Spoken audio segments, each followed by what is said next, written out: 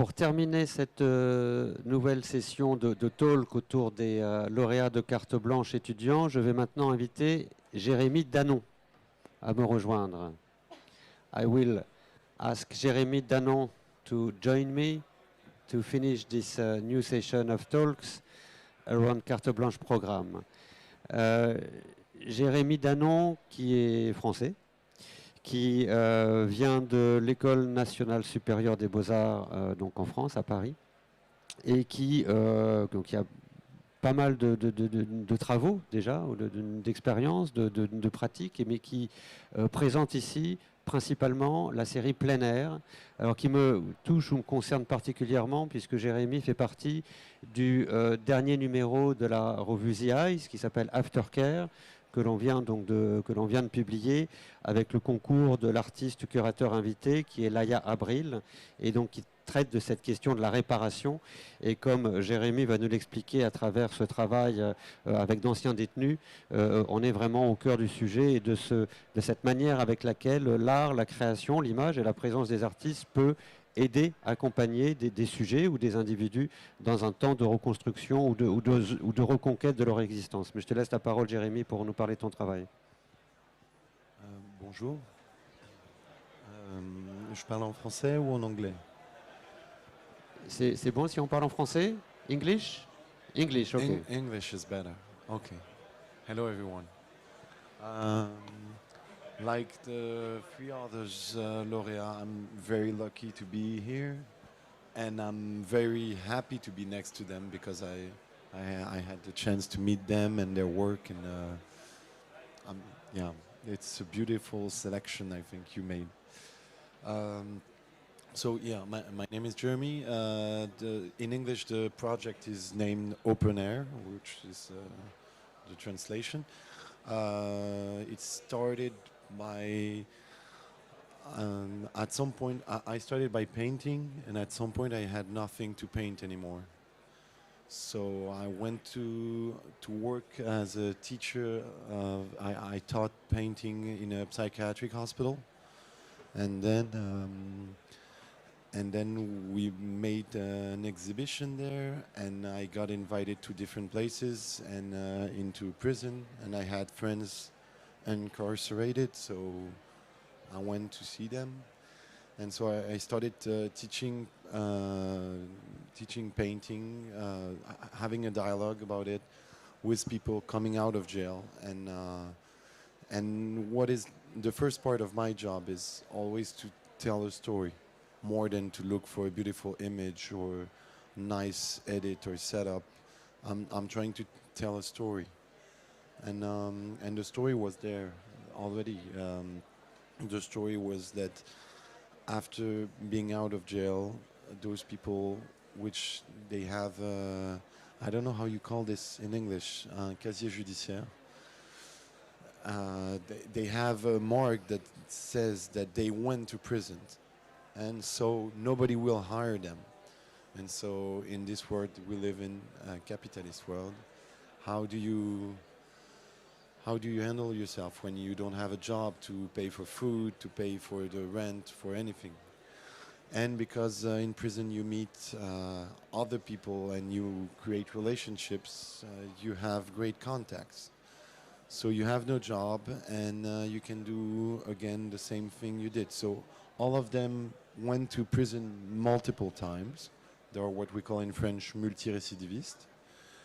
And I need to precise that all of them are here for economic reasons. They were not violent to anyone. They didn't rape. They didn't kill.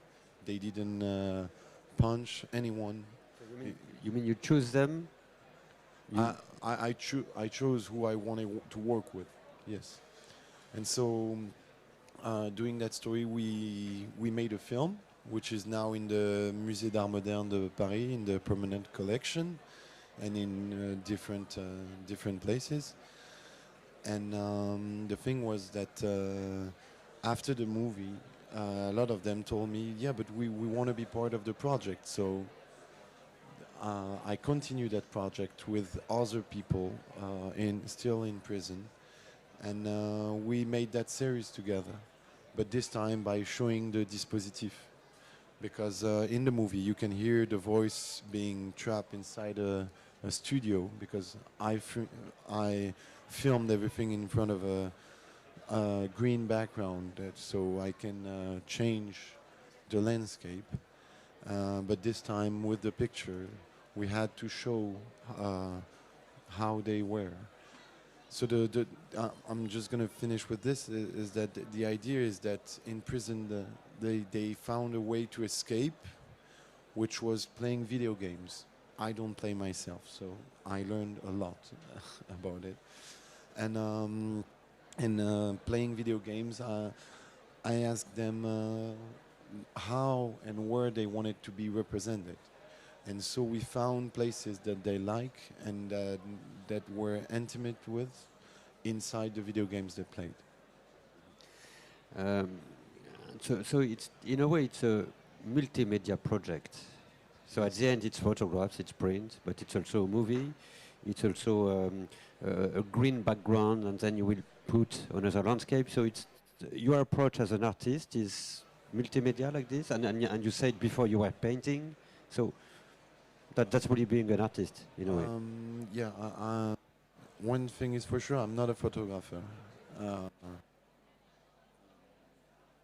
precise enough. No, my medium is stories, and then Stories. yes, Yeah. stories, and then I try to find best way to tell those stories, and it's not on my own. It's by talking with the people that are in the project, and then I gather a team, and we do the project all together because I'm not necessarily behind the camera or behind the yeah, it's the same word, appareil photo or camera. I do installations. My last solo show was paintings with sound and light. Um, the movie can be shown in different ways, so yeah, it changes all the time. I don't have, I never go directly to one look, one medium. Lately, I worked with artificial intelligence, so changes all the time depending on what we're gonna say. And how this work in the different mediums you used is useful to the people, to these people, to this man. You're not gonna be happy with my answer. I don't think it's useful at all. I don't think there is any point on what I'm doing. I think we had a great time making it. I love how Sumi's work is useful. Alexandra's work is useful. Uh, Philippe's work is theoretical and really interesting. We can ask questions. My work is I spend time with I people mean, trying to tell actually, their I'm not stories. talking about your work. I'm talking about, you know, you said at the beginning that, okay, when you go out of jail, I don't know that, but I imagine it's very difficult and nobody wants to speak with you. You don't have any job. You don't, okay, you know, and so it's very important to have someone or something to be close to, and someone who is going to trust you. And in a way, the kind of project you develop is a thing they can catch. You know, to just to I don't know, maybe not, but this is in this way. Maybe it's useful or not. I don't know. No, To give them a little part of new existence. You know, okay, I am as Sumi said, they are human. So and they need to be respected as humans. So and trying to know what they have in mind, what would be the landscape where they want it to be, is considering them as human, as someone. I never doubted. There were no question. Yes, they are human, but Sumi's work and mine are different, and the thing is that I we just try to have to create something in our own way to look at them, and so they could look at themselves also differently. But it would put me in a weird position saying that it helped them. For first, it's them to say. Of course, they told me, each one of them told me were really proud of those images, but I cannot say anything more than that. And like I said, I don't think anyone's going out of Paris Photo thinking, or there is, maybe they will think there is a problem with the justice system in France, but I don't think it's going to change because I did a series of pictures. That's for sure. No, they were happy. I'm happy I made that project. For now, that's the maximum I can do. And we're trying to make a book out of it because the thing is, I don't think one picture can answer anything, and I think it's because it's a story. It's the closest thing we can find from a narrative um, aspect. So the book would be formidable. That's it. That's the And best then I can do. a book coming with image, and but with testimonies also with. Yeah, the story of each of them. You see, I think the next picture we're gonna see. No, the one just after that. I'm sorry. There is gonna be Bruce on the beach. Wait, to tell you one story, for instance, here, that picture. So, for instance, Bruce, all the names are not true. Bruce is his real name. Now I present him some people, and he's doing cinema, so good for him. Bruce is, actually lived all his life in Marseille, and after that he went to Les Baumettes, which is the Marseille prison.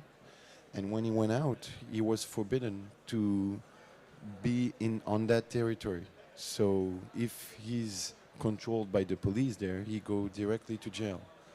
So, so when I asked him, because we met in Paris, when I asked him, how do you want to be represented and where?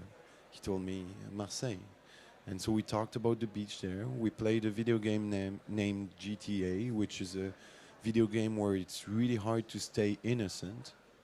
And he landed on that beach, and he's happy about it, and I'm happy about it. So, yeah, that's one story. So the book would give few pointers on what we're talking about, and so it will be easier to. I like to take the people by the hand to explain the work. And you already have the publisher? Not for this one. I have a publisher for another project. Okay, so for this one, you need to find a publisher here. Yes. Okay, exactly. so you have a lot of publishers, so hopefully they will come to the booth to see your work. Merci beaucoup, Jérémy. Thank you very much. Is there any? Merci, bravo.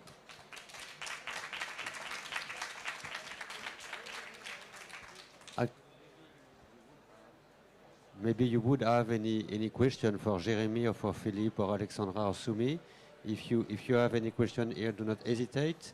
And otherwise, you can go on the booth and ask them what you want to know. Merci beaucoup, everyone, and have enjoy Paris Photo. And see you later. Thank you. Goodbye.